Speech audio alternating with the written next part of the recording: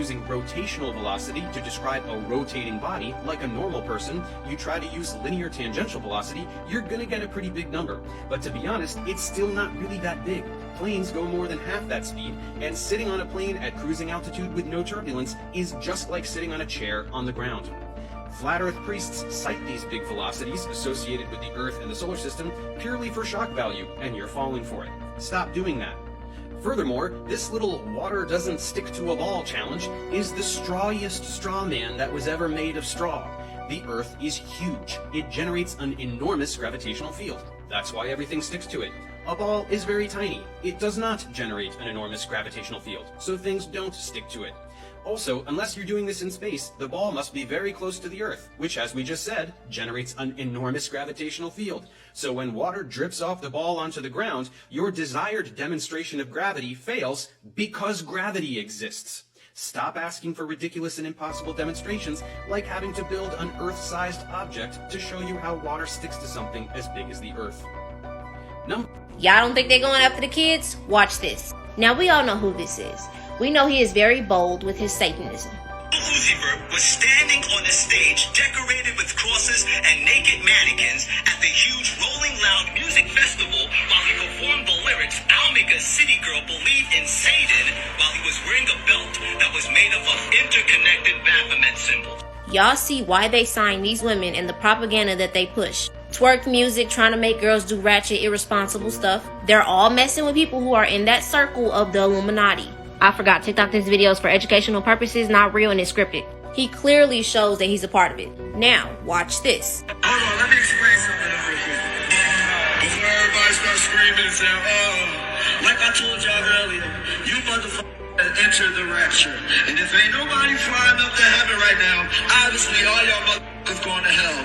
Right with me. So, let's get it. Oh, you already here. I'm so sorry. You can't get out. You're stuck. It's over. You heard the song a million times and you didn't even know. Run that last part again. You heard the song a million times and you didn't even know. They play this song so many times on the radio and I see why. Do y'all remember the Travis Scott concert? People were saying they felt like they were in hell. The entrance looked like he was eating souls. Y'all need to deeply feel what XXXTentacion said. Because music is frequency programming. Music is frequency. What frequency are you being fed? He goes on to say, I can make you feel whatever I want to by the frequency I play. We're not going to talk about the horns. But y'all, he literally said, y'all heard the song a million times. Y'all already in hell. Watch this.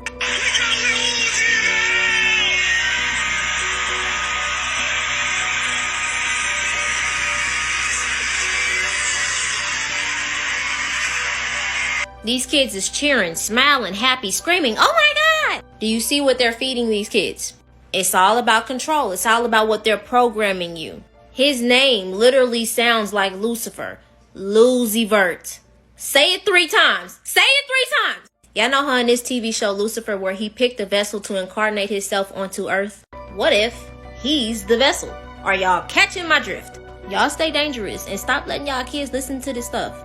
Pentagon released a statement saying that there's a possibility that there's an alien mothership that's entering our galaxy. And you know, recently we've seen a bunch of like aliens, like, you know, flying around. They've been shooting that down over the last couple weeks. Those were Chinese air balloons. The first one was. Did you see the other 3? No. One got shot down over Alaska, one got shot down over Michigan, and then another one got shot down over Canada. So people think that those things came from a certain thing. So maybe there's a possibility there is like a mothership somewhere in our galaxy that we just don't know where it's at. Because I was thinking about it, right? I was watching Joe Rogan again. He said something that was low-key type crazy. Think about us as, you know where North Centennial Island is? The only indigenous people that we can't touch? You know that. So think about us as them, right? They don't know nothing about technology. They don't know about what's going on outside the world. All they know is what their world is, which is just hunter-gatherer like that, and nobody touches them. They don't even know that India owns that country. If there were aliens that rule over us, that would be how it is. Like, we think our world is this, but really we're run by somebody else that has way more advanced than we could ever even imagine.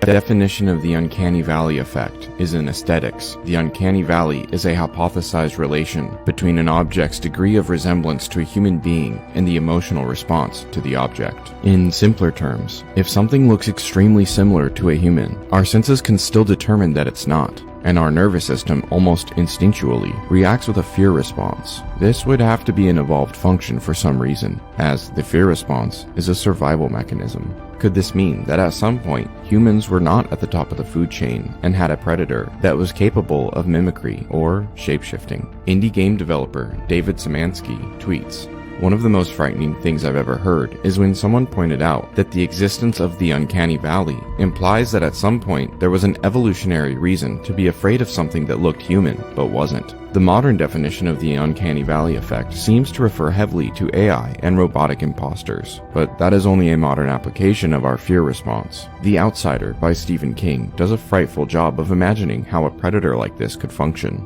with the grief eater feeding on the grief surrounding a family after losing a loved one, using some sort of shapeshifting or mimicry ability to take someone's form before committing a heinous crime, causing confusion, suspicion, paranoia, and desperation, with the goal seeming to be a total family annihilation. The grief eater showcases a similar intelligence level and consciousness to its human counterpart, but has lived so long it doesn't even know when it was born, what it is, or how many of it there are, only that there are more, and he himself is a rather ravenous, wild one, and that the need to feed drives his existence, insinuating that more controlled, assimilated, and even organized grief eaters could be living among the populace of the civilized world. So why do we fear the uncanny valley effect?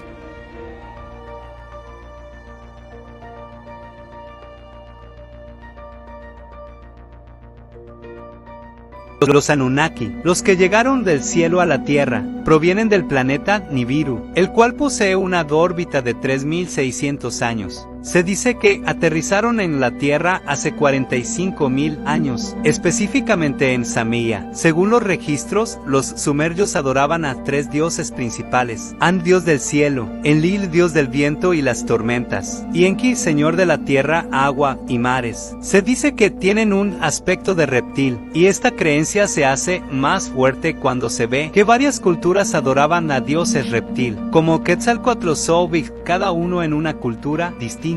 Además de que se han encontrado estatuillas con elementos reptiles humanoides. La primera expedición a la Tierra se dice que contaba con 50 Anunnakis, con la finalidad de establecer una refinería para la extracción de oro y minerales en el Golfo Pérsico, para así poder reparar la atmósfera de su planeta. La expedición falló debido a una rebelión de los mismos Anunnaki, por lo que se realizó una segunda, esta vez al norte de África, fundando 7 bases estratégicamente situadas para el aterrizaje de las naves. Se dice que Han ordenó la creación de un Lulu, esclavo primitivo, por lo que alteraron el ADN de los homínidos terrestres, dando como resultado un ser con habilidades muy limitadas. Enki perfeccionaría a la raza, creando al Homo sapiens y nombrándolo Adapa, traducido como Adán. Aparte de la minería, se les comenzó a enseñar a cultivar campos, la danza y la música, y a adorarlos gracias a su egocentrismo. Estas son las traducciones a las más de 25.000 tablillas de arcilla, encontradas en la antigua Mesopotamia, interpretadas por Secharya Sitchin. Aún hay mucha información para un segundo video. ¿Te gustaría una segunda parte hablando de los Anunnaki?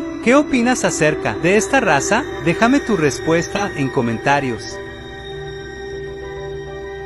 The strange truth that you have never known, part 150. Besides the pyramids, this is one of the most mysterious things left behind by the ancient Egyptians, which are 24 stone coffins, each weighing about 100 tons, transported by the ancient Egyptians down an artificial underground cave system. And the coffin located on this upper pathway will reveal to us some truly unbelievable things. As we can see, the passageway within the cave is extremely narrow, making it very difficult to transport or craft anything down here. This coffin, on the other hand, remains an unworked block of stone